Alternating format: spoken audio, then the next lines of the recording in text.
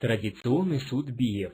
Казахское понятие би происходит от тюркского бей, традиционного титула, которым в тюркских сообществах наделялся, как правило, знатный, состоятельный или могущественный в ином отношении человек. В казахской степи титул бий был не столько наследственным или жалуемым, сколько заслуженным почетным званием. Судебная власть казахской степи издревле осуществлялась биями. Суды биев существовали задолго до правления Тауке хана. Традиционный суд биев, приспособленный к кочевому и полукочевому образу жизни, функционировал в казахском обществе до начала XIX века.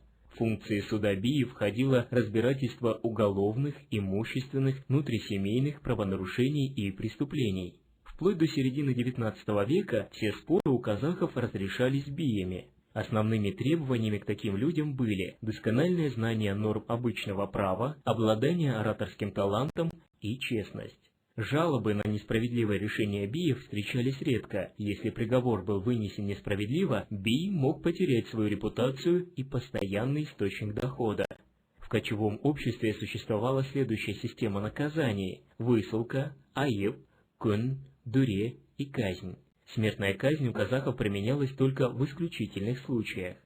Знаменитыми биями XVIII века, пользовавшимися авторитетом и уважением в обществе, были Толе из старшего, Казбек из среднего, Айтикеби из младшего жузов. Главное достоинство суда биев заключается в отсутствии формальностей и всякой официальной рутины. Известны случаи, когда русское население, проживающее в Казахстане, предпочитало имперскому суду суд казахских биев. Суд биев скор и производится на словах, он довольно справедлив и всегда бескорыстен, и потому пользуется уважением не только казахов, но и разночинцев и казаков, из которых многие идут в суд биев, писал Гейне, изучавший жизнь, быт и обычное право казахов.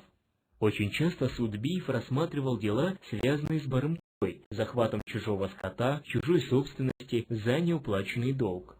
Суд биев способствовал объединению казахского общества, отличался неподкупностью, справедливостью, доступностью и публичностью.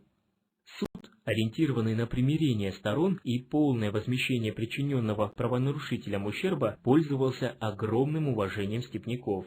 Но суд биев мешал царскому правительству устанавливать свою систему управления на территории Казахстана, поэтому в 20-е и 90-е годы XIX века началось разрушение этих судов.